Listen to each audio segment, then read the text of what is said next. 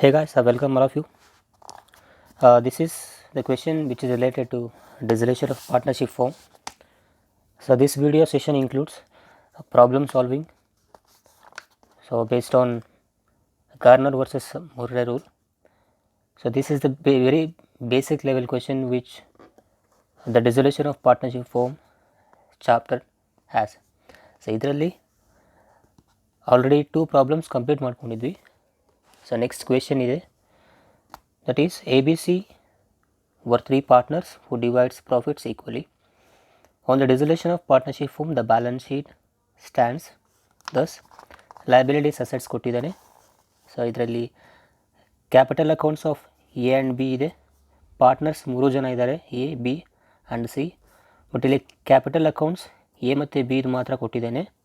Then assets ಇದೆ, cash, C's capital account. C's capital account assets side ತೋರಿಸ್ತಾ ಇದ್ದಾನೆ, which is negative balance. Capital ಅಕೌಂಟಿಗೆ negative balance ಇದು. Then realisation account already ಅವನೇ prepare ಮಾಡಿ ಹೇಳ್ತಾ ಇದ್ದಾನೆ, ಲಾಸ್ ಆಫ್ ₹3000. ಇದರ್ಥ 3000 ರೂಪೀಸ್ ಲಾಸ್ನ 3 ಪಾರ್ಟ್ನರ್ಸ್ಗೂ ಡಿವೈಡ್ ಮಾಡಬೇಕು ಈಕ್ವಲಿ ಅಂತೇಳಿ. So if you divide equally for 3 partners they'll get 1000 each ಅದಲ್ವಾ. ಸೊ ಪ್ರತಿಯೊಬ್ಬರಿಗೂ ಲಾಸು 1000 ಡಿವೈಡ್ ಆಗುತ್ತೆ. Then C becomes insolvent. So here C is insolvent. Show the necessary ledger accounts to close the books as per the decision in Garner versus Murray rule. ಭಾಳ basic level ಇದೆ ಇದು. ಇದರಲ್ಲಿ ಯಾವುದು ಕೂಡ major adjustments ಯಾವುದು ಕೊಟ್ಟಿಲ್ಲ. So basic level question ಕೊಟ್ಟಿದ್ದಾನೆ. ಇದರಲ್ಲಿ ಪ್ರಿಪ್ರೇಷನ್ ಆಫ್ ಸ್ಟೇಟ್ಮೆಂಟ್ಸ್ ನೋಡಿದಾಗ ಫಸ್ಟ್ ಸ್ಟೇಟ್ಮೆಂಟ್ ಪ್ರಿಪೇರ್ ಮಾಡಬೇಕಾಗಿರೋದು ಯೂಶ್ವಲಿ ರಿಯಲೈಸೇಷನ್ ಅಕೌಂಟ್ ಪ್ರಿಪೇರ್ ಮಾಡಬೇಕಾಗಿತ್ತು. ಬಟ್ ಇದರಲ್ಲಿ ರಿಯಲೈಸೇಷನ್ ಅಕೌಂಟ್ ಅವನೇ ಹೇಳ್ತಾ ಇದ್ದಾನೆ, ಪ್ರಿಪೇರ್ ಮಾಡಿ ಕೊಟ್ಟಿದ್ದಾನೆ, ಲಾಸ್ ಬಂದಿದೆ ಅಂಥೇಳಿ. ಸೊ ಹಾಗಾಗಿ ರಿಯಲೈಸೇಷನ್ ಅಕೌಂಟು ಪ್ರಿಪೇರ್ ಮಾಡೋ ನೆಸೆಸರಿ ಇರೋದಿಲ್ಲ. ಸೊ ಯೂಶ್ವಲಿ ನಾವು ಡಿಸಲ್ಯೂಷನ್ ಆಫ್ ಫಾರ್ಮ್ಸ್ ಅಥವಾ ಡಿಸಲ್ಯೂಷನ್ ಆಫ್ ಪಾರ್ಟ್ನರ್ಶಿಪ್ ಫಾರ್ಮ್ ಮಾಡಬೇಕಾದ್ರೆ ಸ್ಟೇಟ್ಮೆಂಟ್ಸ್ ಯಾವ್ದು ಮಾಡ್ತೇವೆ, realisation account,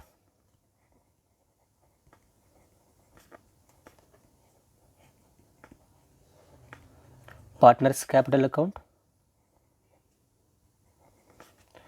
cash or bank account, right?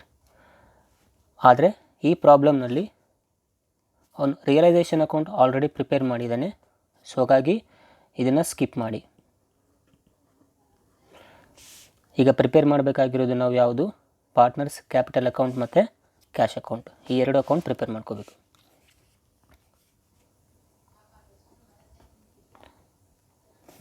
Partners capital ಅಕೌಂಟಲ್ಲಿ ನಾನು ಆಗಲೇ ಹೇಳಿದಾಗೆ ಇನ್ಸಾಲ್ವೆಂಟ್ ಪಾರ್ಟ್ನರ್ ಮತ್ತು ಸಾಲ್ವೆಂಟ್ ಪಾರ್ಟ್ನರ್ ಬೇರೆ ಬೇರೆ ಅಕೌಂಟ್ ಪ್ರಿಪೇರ್ ಮಾಡ್ಕೋಬೇಕಾಗುತ್ತೆ. So first insolvent partner capital account prepare ಮಾಡ್ಕೊಳ್ಳಿ. ಅದಾದಮೇಲೆ ಪಾರ್ಟ್ನರ್ ಕ್ಯಾಪಿಟಲ್ ಅಕೌಂಟ್ ಪ್ರಿಪೇರ್ ಮಾಡ್ಕೊಳ್ಳಿ.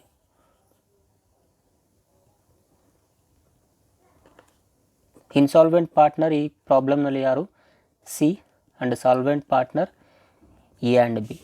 So first prepare insolvent partner C's capital account. So C's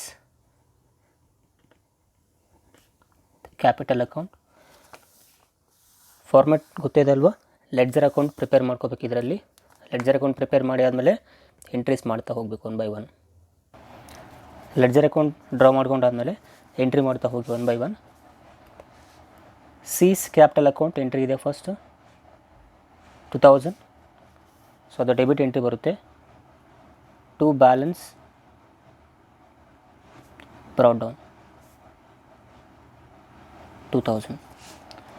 ಅದಾದ ನಂತರ ಸಿ ಕ್ಯಾಪಿಟಲ್ ಅಕೌಂಟಲ್ಲಿ ರಿಯಲೈಸೇಷನ್ ಅಕೌಂಟ್ ಲಾಸ್ ಆಗಿದೆ 3000. ಸೊ ಟೋಟಲ್ 3000 ಲಾಸ್ ಆಗಿದೆ. ಹಾಗಾದರೆ ಈಚ್ ಪಾರ್ಟ್ನರ್ಗೆ 1000 ರೂಪಿ ಡಿಸ್ಟ್ರಿಬ್ಯೂಟ್ ಆಗುತ್ತೆ. ಸೊ ಹಾಗಾಗಿ 2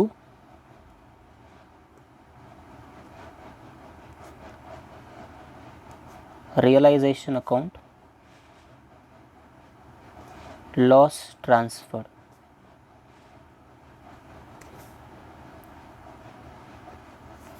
ಸೊ ಪಾರ್ಟ್ನರ್ ಸಿಗೆ ಕೂಡ 1000 ಟ್ರಾನ್ಸ್ಫರ್ ಆಗುತ್ತೆ. ಸೊ ಇದು ಕಂಪ್ಲೀಟ್ ಆಯಿತು.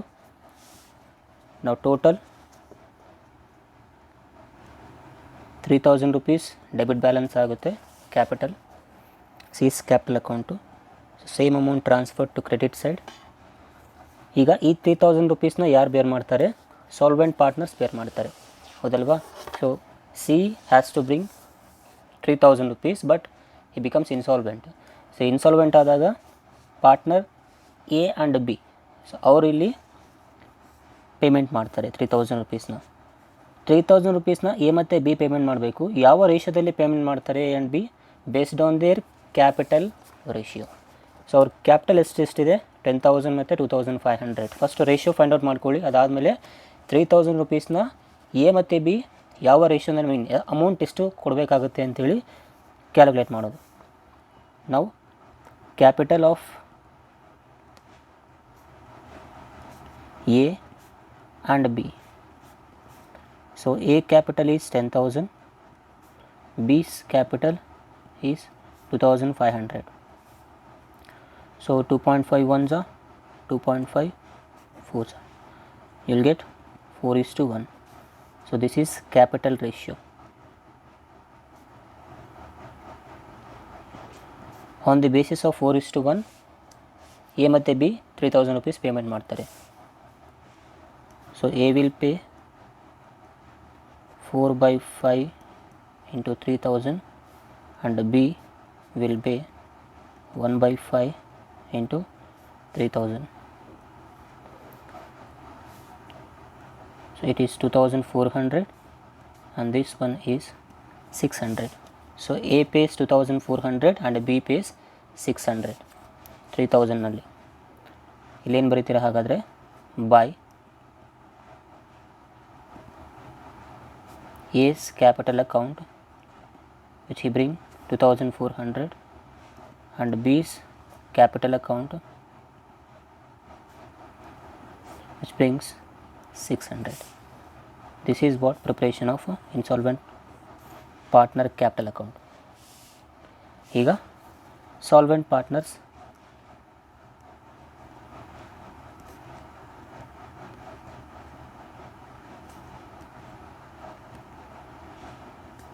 Capital account. ಇಲ್ಲಿ solvent partners A and B. So A and ಬಿದು ಲೆಡ್ಜರ್ ಪ್ರಿಪೇರ್ ಮಾಡ್ಕೊಳ್ಳಿ ಇದರಲ್ಲಿ. ಅದಾದ ನಂತರ ಎಂಟ್ರೀಸ್ ಮಾಡ್ತಾ ಹೋಗಿ 1 by 1. Here it is. So A ಮತ್ತು ಬಿ ಪಾರ್ಟ್ನರ್ಸ್ ಎಂಟ್ರೀಸ್ ಏನು ಕೊಟ್ಟಿದ್ದಾನೆ ಸ್ಟೇಟ್ಮೆಂಟಲ್ಲಿದೆ. Capital of A and B. A capital is 10,000, B's capital is 2,500. ಅದನ್ನು ಕ್ರೆಡಿಟ್ ಎಂಟ್ರಿ ತೋರಿಸ್ಕೊಳ್ಳಿ. Opening balance. So by balance brought down. So this is A and this one is B's column. So A amount is 10,000, that is capital, and 2,500 B capital.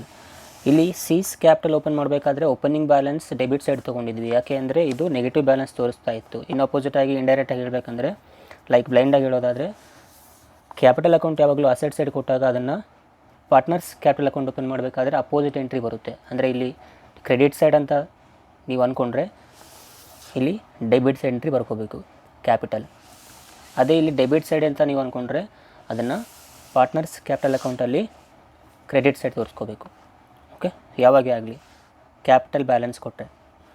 Next ಅದಾದ ನಂತರ realisation loss ಇದೆ. Partners A ಮತ್ತು ಬಿಗೂ transfer ಆಗುತ್ತೆ. ಇಲ್ಲಿ already 1000 rupees C capital ಅಕೌಂಟಿಗೆ transfer ಮಾಡ್ಕೊಂಡಿದ್ವಿ. ಅದೇ ಥರ ಇಲ್ಲೂ ಕೂಡ ಎ ಆ್ಯಂಡ್ ಬಿಗೂ ಟ್ರಾನ್ಸ್ಫರ್ ಮಾಡ್ಕೋಬೇಕು. That is to realisation account loss transferred. So 1000 and 1000. 3000 1000 already ಇಲ್ಲಿ ಸಿ ಟ್ರಾನ್ಸ್ಫರ್ ಆಗಿತ್ತು. ರಿಮೈನಿಂಗ್ 2000 1000 ಎ ಮತ್ತು ಬಿಗೂ ಟ್ರಾನ್ಸ್ಫರ್ ಆಯಿತು. So nothing else. ಇನ್ನು ಇದರಲ್ಲಿ ಯಾವುದು ಉಳಿದಿಲ್ಲ ಎಂಟ್ರಿ. ಇದಾದಮೇಲೆ ಇಲ್ಲಿ ಎಂಟ್ರಿ ಮಾಡ್ಕೊಂಡಿದ್ದೆ ನೋಡಿ. ಸಿ ಕ್ಯಾಪಿಟಲಲ್ಲಿ by A's capital 2400 and by B's capital 600. So ಈ ಎಂಟ್ರಿ ಮಾಡ್ಕೋಬೇಕು ಇದರಲ್ಲಿ. ಅದಕ್ಕಿಂತ ಮುಂಚೆ ರಿಯಲೈಸೇಷನ್ ಲಾಸ್ ಆಗಿದೆ ಅಲ್ವಾ ಪಾರ್ಟ್ನರ್ಸ್ ಎ ಮತ್ತು ಬಿಗೆ. ಸೊ ಇವರು ಕ್ಯಾಶ್ ಕ್ಯಾಶ್ ಪೇಮೆಂಟ್ ಮಾಡ್ತಾರೆ. ಸೊ ಅದನ್ನು ಇಲ್ಲಿ ಎಂಟ್ರಿ ತೋರಿಸ್ಕೊಳ್ಳಿ. By cash brought 1000. ಯಾವಾಗಲೂ ಕೂಡ ಸಾಲ್ವೆಂಟ್ ಪಾರ್ಟ್ನರ್ಸ್ಗೆ ಏನಾದರೂ ರಿಲೇಷನ್ ಲಾಸ್ ಆಗಿತ್ತು ಅಂದರೆ ಅದಕ್ಕೆ ಕಾಂಟ್ರಾ ಎಂಟ್ರಿ ತೋರಿಸೋಬೇಕು. Why? Because they are solvent partners, they can able to pay the amount. ಹಾಗಾಗಿ 1000 ರೂಪೀಸ್ ಲಾಸ್ ಆಗಿದೆ ಅಂದರೆ ಅದೇ 1000 ರೂಪೀಸ್ನ ಇಲ್ಲಿ ಕಾಂಟ್ರಾ ಎಂಟ್ರಿ ತೋರಿಸ್ಕೋಬೇಕು. ಏನಂತ ತೋರಿಸ್ತೀರಾ? By cash brought 1000 rupees for A and from B 1000 rupees. Next ಈಗ ಎಂಟ್ರಿ ಮಾಡ್ಕೊಳ್ಳಿ ಇದನ್ನು. ಬೈ ಏಸ್ ಕ್ಯಾಪಿಟಲ್ 2400 ಬರೆದಿದ್ದೀರಾ ಸಿ ಯಲ್ಲಿ, ಅದಕ್ಕೆ opposite entry to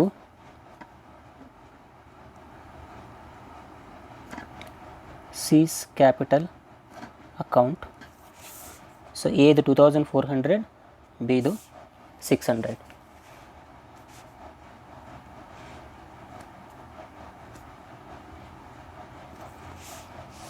That's it. Entry ಮುಗೀತು. ಈಗ ಅಕೌಂಟ್ ಕ್ಲೋಸ್ ಮಾಡಿ. ಸೊ 11,000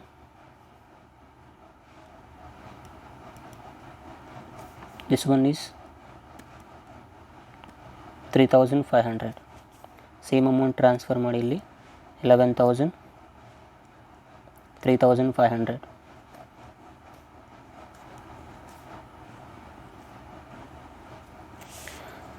ಇಲ್ಲಿ ಟೋಟಲ್ 3,400 ಆಗುತ್ತೆ.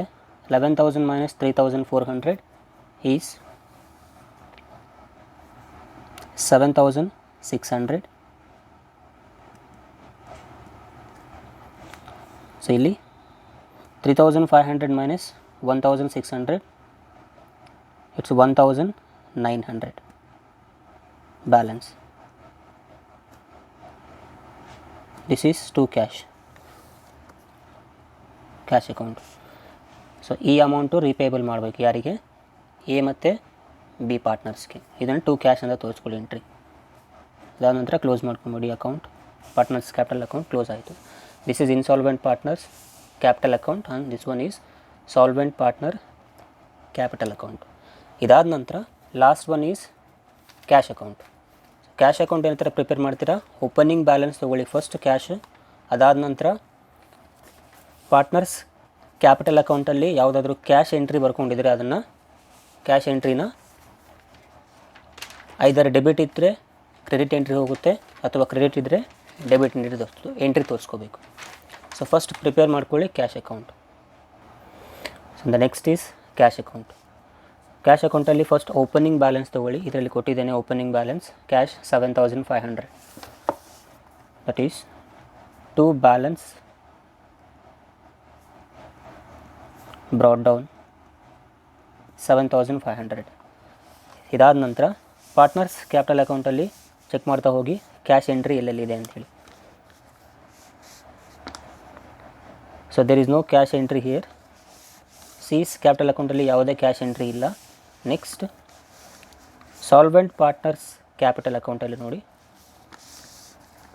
ಇಲ್ಲಿದೆ to cash account 7,600 partner A, 1,900 partner B. So ಇಲ್ಲಿ ಡೆಬಿಟ್ ಎಂಟ್ರಿ ಇದೆ. ಕ್ಯಾಶ್ ಅಕೌಂಟಲ್ಲಿ ಕ್ರೆಡಿಟ್ ಎಂಟ್ರಿ ತೋರಿಸ್ಕೋಬೇಕು. ಏನಂತ ತೋರಿಸ್ತೀರಾ ಇದರಲ್ಲಿ? By A's capital account and B's capital account. A's capital account 7,600 and B's capital account is 1,900. Over. Next credit side ಕೂಡ ಇದೆ by cash ಅಂತ ಹೇಳಿ 1,000 and 1,000 and 1,000 ಬೈ ಕ್ಯಾಶ್. ಅದನ್ನು debit side to again same A's capital account, B's capital account. It's 1,000 1,000. Total ಮಾಡಿ balance 9,500 ಆಗುತ್ತೆ both side. Now close it. So this is what cash account. ತುಂಬ basic problem ಇದು. ಇದರಲ್ಲಿ ಯಾವುದೇ adjustments extra ಏನು ಕೊಟ್ಟಿಲ್ಲ. ನಾವು ಪ್ರಿಪೇರ್ ಮಾಡಬೇಕಾದ್ರೆ ಎಂಟ್ರೀಸ್ ಸ್ಟೇಟ್ಮೆಂಟ್ಸ್ ಈ 3 ಇರುತ್ತೆ. ರಿಯಲೈಸೇಷನ್, ಪಾರ್ಟ್ನರ್ಸ್ ಕ್ಯಾಪಿಟಲ್, ಅದರಲ್ಲಿ ಇನ್ಸಾಲ್ವೆಂಟ್ ಮತ್ತು ಸಾಲ್ವೆಂಟ್ ಇಬ್ಬರು ಇರ್ತಾರೆ, ಕ್ಯಾಶ್ ಅಕೌಂಟ್ ಇರುತ್ತೆ. ಆದರೆ ಇದರಲ್ಲಿ ರಿಯಲೈಸೇಷನ್ ಅಕೌಂಟ್ ಆಲ್ರೆಡಿ ಅವನೇ ಪ್ರಿಪೇರ್ ಮಾಡಿ ಎಂಟ್ರಿ ಕೊಟ್ಟಿರೋದ್ರಿಂದ ಈ ಅಕೌಂಟ್ ಪ್ರಿಪೇರ್ ಮಾಡಿಲ್ಲ. ಇನ್ನು ಪಾರ್ಟ್ನರ್ಸ್ ಕ್ಯಾಪಿಟಲ್ ಮತ್ತು ಕ್ಯಾಶ್ ಅಕೌಂಟ್ ಪ್ರಿಪೇರ್ ಮಾಡ್ಕೊಂಡಿದ್ದೀವಿ. ಸೊ ಪಾರ್ಟ್ನರ್ಸ್ ಕ್ಯಾಪಿಟಲಲ್ಲಿ ಫಸ್ಟ್ ಇನ್ಸಾಲ್ವೆಂಟ್ ಮಾಡ್ಕೋಬೇಕು. ಇನ್ಸಾಲ್ವೆಂಟ್ ಮಾಡ್ಕೊಂಡಾದ್ಮೇಲೆ ನಮಗೆ ಬ್ಯಾಲೆನ್ಸ್ ಅಮೌಂಟ್ ಬರುತ್ತೆ, which is payable by solvent partners account. ಅದಾದಮೇಲೆ partners solvent partners account prepare ಮಾಡ್ಕೊಳ್ಳಿ. ಲಾಸ್ಟಲ್ಲಿ cash account. So this is what the preparation of dissolution of partnership firm with basic entries. Next video next adjustment entries problem ಇರೋ sum ಮಾಡೋಣ. So till then take care, ಬಾಯ್.